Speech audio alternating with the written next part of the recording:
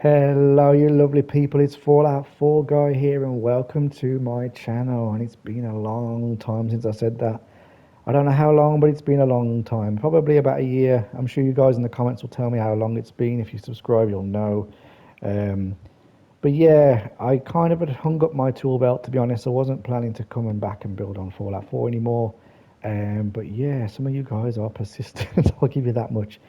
Borderline harassing me. No, I'm joking. Yeah, everyone was messaging saying, when's your next build? Are you going to do another build? That kind of stuff. And yeah, I was just shocked, to be honest, that people were so keen to see more and that, you hadn't kind of forgot about me. So yeah, very, very nice to know that I'm still wanted. Thank you guys.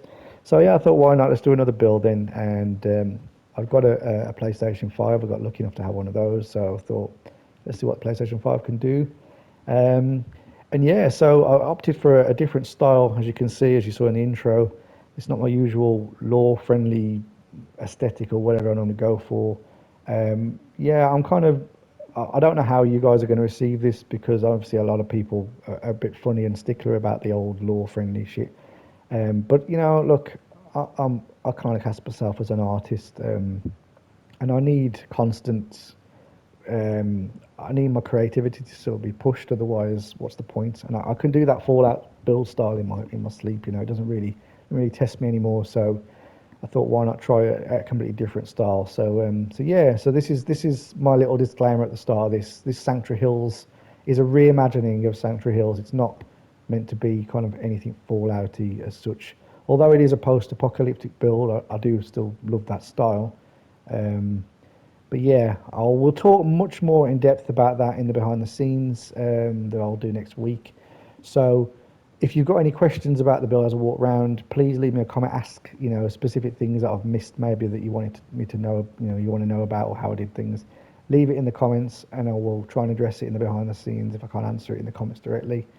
And yeah, so without further ado, let's go and have a look around. So this bridge, as you'll all know that you've been to Sanctuary, this is the only thing that I've left in Sanctuary Hills. This is the only part that I felt that, well, I had deleted it to be fair, but I put it back in because I felt you needed something as a point of reference because the goal for this build was to be as unrecognisable of Sanctuary Hills as it ever could be. So I got to a stage where I was like, yeah, this is too unrecognisable now. I need to put something back in so people actually know this is Sanctuary. So I put the bridge back in, and yeah, so this little gatehouse built around here was almost like an afterthought. It presented its own challenges actually putting the bridge back here, but again, I'll go into detail with that in the behind the scenes. But so yeah, so we come past the bridge and we've got this cattle grate on the floor here. Stop all the stray cattle coming through. And then, yeah, you're greeted with the other bit of proof. Look, it's Sanctuary, see? The sign says it's Sanctuary, so it is. So I don't want anyone telling me it's not Sanctuary because the sign. There we go. Now, this style, I'm probably going to get people go like, oh, it's really Skyrim or medieval or whatever. But no, I've kind of made up my own style with this. I don't actually know what it is. It's very Tudor, obviously, but there's sort of machinery and there's power lines and things. It's not ye old Sanctuary. It's sort of my own version of a Tudor mixed with steampunk style or something like that. It's pipe work and things everywhere. I just wanted to make up something different, really, rather than just copy a specific style. And I kind of imagine this town being very kind of like it's quirky and stuck in their ways of like it's a post-apocalyptic build, and they've had the materials that they've had to work with is like wood and brick and mortar, and they've kind of just gone back to older aesthetics really, and older methods of like corporal punishment. This poor bastard, I don't know what he's done. He broke some rules, man. The rats are having a field day with the the rotten fruit and shit. So yeah, he's not having a good time. But this whole city or town, it's kind of like a scaled down sort of version of like obviously a much bigger place. I try to kind of have districts that you'll sort of each part's got like a distinct district, and this is like the poor part basically when you come in here. So we've got a lot of people not having a good day. This guy's got evicted. He's he's gonna probably kill himself or something. I'm not sure what he's gonna do. We've got like homeless people, just in the streets and things. But yeah, definitely sort of the poorer area, but nevertheless, um, not short of interest in architecture still because I'm British. If you didn't know, if you can't tell, and I live in a place in England that's very very Victorian, and this kind of architecture is everywhere for me, and it's so interesting. Like I love the verticality and the kind of character that these buildings have. Um, and even though I'm on PlayStation, this is still on PlayStation 4. Even though I'm on PlayStation 5, sorry, I'm getting confused which ones I'm on. The assets are still PlayStation assets, nevertheless. So I had a lot of fun making kind of these buildings out of like 5 or 6 assets just repeated over and over again. Well, I say fun. They did present its challenges, did present its headache moments, but it was it was enjoyable, kind of coming up with all the different types of architecture with it, making everything look unique. And she's there feeding the birds, regardless of like probably her lack of food herself.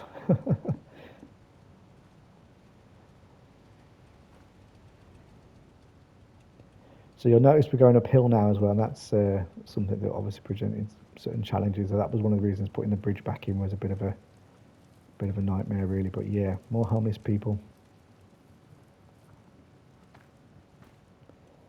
But I thought having the kind of like uphill sort of into the main town was interesting.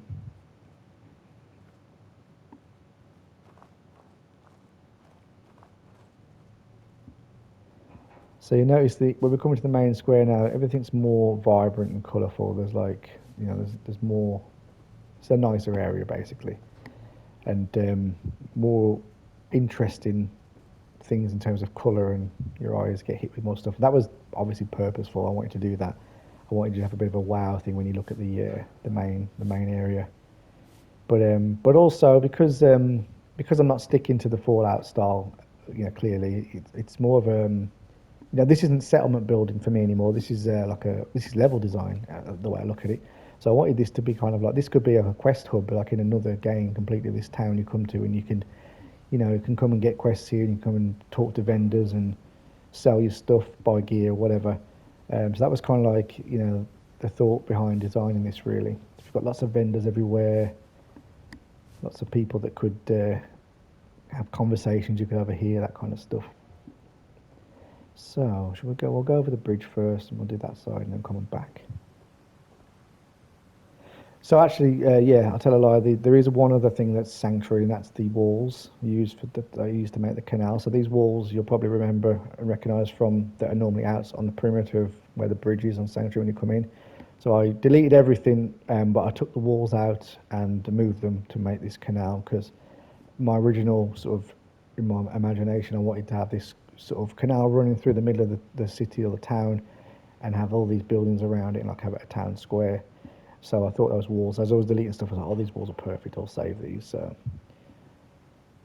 yeah, but you'll notice with the main building there, the kind of windmill type building, there's lots of technology even on that. Like there's like satellite dishes and communication type things, and pipe work and machinery. There's power lines everywhere, telephone lines. So it's not it's not I expect people to go, oh, it's Skyrim, or it reminds me of Skyrim. It's not meant to be that at all. It's not medieval. Um, they're just kind of stuck in this kind of like time loop of like that kind of, they're in that style. They want to sort of recreate that style rather than it actually be in that period. So yeah, in keeping with that, you've got like the local metal workers, or I suppose it would be a blacksmith. So they've got a lot of old scrap steel and things that they break down. A coal furnace type thing there.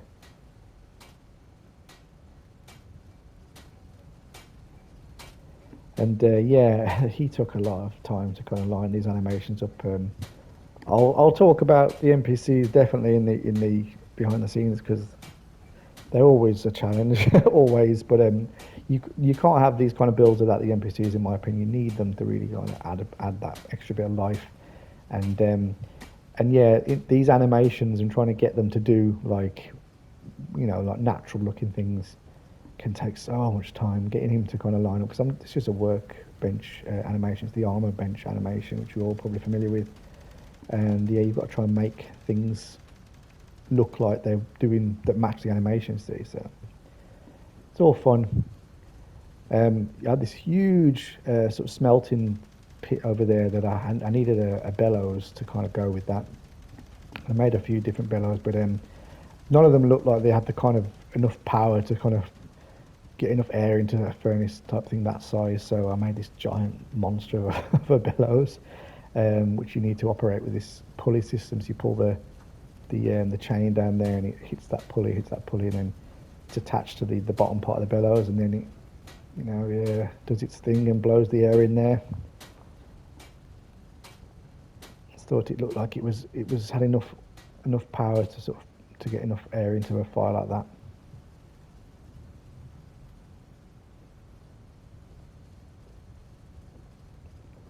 And I've tried to kind of use every single corner of this build to have something interesting. There's always something to look at, and I hope with a lot of, if you obviously used to my videos, I hope that you go back and look at them again. There's always something you might miss or some interesting little thing to catch, and this was no exception. But this is a bigger place, and to try and make things look as interesting as possible, but not keep redoing the same thing. Like I wanted shops and things everywhere, but I didn't want like another armory or another gun shop. So yeah, I thought, why not an undertaker? So that's where kind of this came from. Like you've got this older style aesthetic they're sticking to, and yeah, of course, someone's got to be doing the old engraving on the tombstones and things like that, and making coffins. So just thought it might be an interesting thing to have, rather than, I don't think I've ever seen anybody else do one of these actually, like an undertaker's. So yeah, that's my filler for this corner of the map. Some tombstones.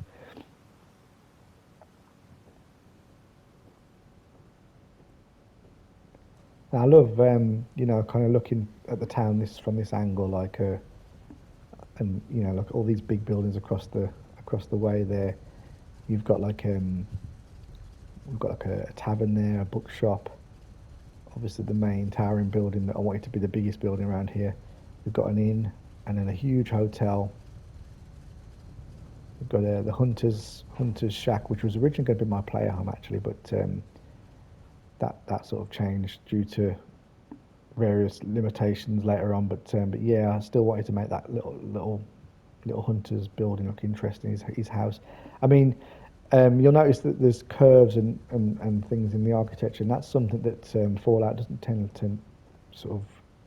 There's not many curved pieces. So you don't really tend to see that much in Fallout builds. The wooden curves and things. But yeah, I've tried to kind of make the buildings look more interesting, and those curves definitely help. And that sort of was the main theme of the big hotel.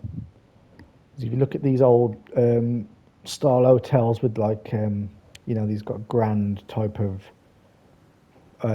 detail and things like that. The theatres would have them as well. We've got theatres over here in the UK that still have this kind of look to them. They're like very sort of Victorian, ornate decorations everywhere. Beautiful buildings. And this took a long time to build this. I wanted this to be a theatre actually, but I realised with a theatre the footprint would have been much bigger on the building, obviously, to accommodate the actual theatre hall inside. So it was too big for where I wanted it to go and what I wanted to fit in. So I went with the hotel instead. But yeah, a lot of detail, a lot of wood. You can see I've really, there's a lot of items used in that, but it was a big focal point, a big set piece. And we've got shops sort of attached to it. We've got like a little antique type gift shop thing here. I didn't bother with interiors in this build. You're probably going to think, oh, could you go in these buildings? This build is about the architecture. I've done interiors to death on all my other builds. You know, you can look at some of my player homes and stuff. I can do interiors. It doesn't really interest me that much anymore. They're all kind of samey. So I thought I'd have more fun with the architecture on this one, and that's where, you know, like what I'm trying to say is not to take away from anyone that does interiors. I'm not saying that like interiors suck or anything, but it's just the fact that like I think you can still make a build interesting with details in your buildings and not just like how much clutter you can get on a shelf, you know. And that was the challenge with this one, really. So we've got these grifters. I thought this would be sort of the kind of place you'd see such a thing. You've got this poor dopey, like these peasants are going to get so robbed out of their money. This guy's like, obviously he knows what he's doing. They're not going to win this cup and ball game, no chance. But yeah, I thought that would be like kind of the sort of thing you'd have. There's some street artists as well, trying to peddle her work here. Again, trying to just do different things with the vendors, really, not just the same old type of vendors. And then we've got an inn here as well. I actually like this building. This is one of my favourite buildings. I think it's really, really cool sort of look to it.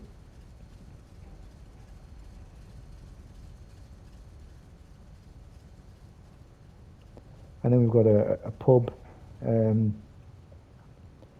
This was going to be my main building that had a big interior. I was going to have like, you know, like obviously a bar and obviously loads of NPCs and things in there. But again, you know, I've done that before and you guys have seen that. It's not something I thought would be worthwhile in this build, really. Just the sheer cost in resources, and then obviously the fact that I would have had to put NPCs in there just wasn't worth it for me. So I thought, yeah, let's not bother with that. Let's just focus on the buildings themselves, and yeah, I think you get the idea, and you know what it looks like in there without going in there, if you know what I mean. I love that shot. I think that's a really good view of everything there. The bridge is made out of posts and planks. That took a while just to get that curve.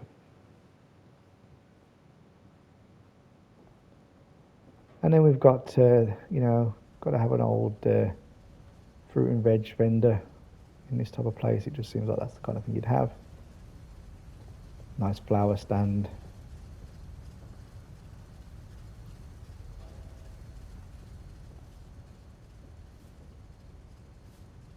Newspaper girl, obviously.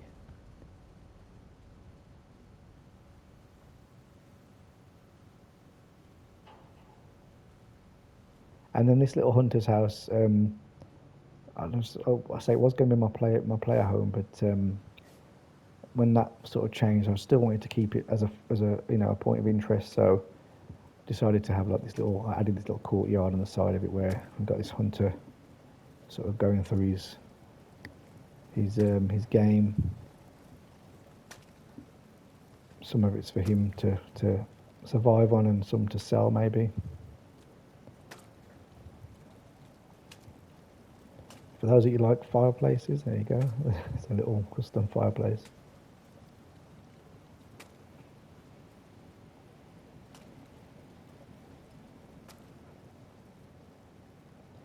I'm trying to walk around as slow as possible, just so you can kind of take it in, really, because I'm aware obviously there's a lot of things for your eyes. I've spent a lot of time in this build, so for me, I can look at it all and it doesn't look too much for me. But you know, my girlfriend looks at it, for example, she's like, "Wow, man, there's so much detail." So I'm trying to kind of keep it slow so you can take it all in. But I will go much more in depth. To say in the behind the scenes, I'll walk around and you can look at everything, and I'll focus on stuff if you think I've missed stuff or gone over it too quickly.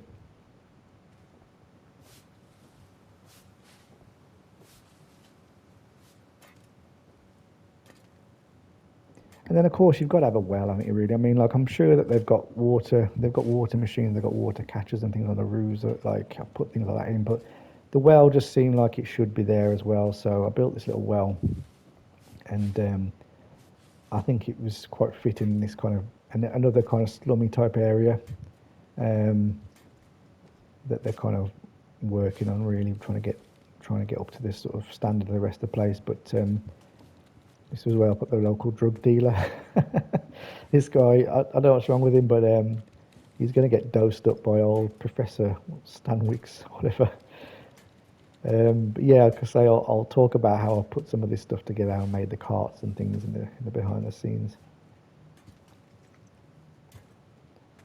So we've got like houses with like shops in them, like there's, you know, you can buy hay and things here, and a little general store. You know, he kind of lives above that, so he can shut the shop up when he's finished. That little shutter drops down. He puts all his stock inside.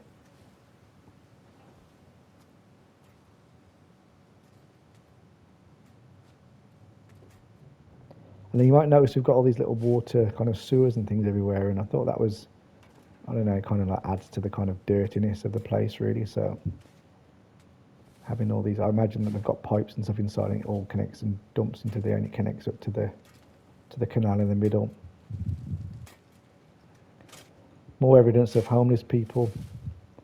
And then we've got, like I say, they're trying to sort of renovate this area a little bit. So we've got buildings that are coming down, and you know, I don't know, maybe a fire damage or something, and they're rebuilding and trying to work through this area.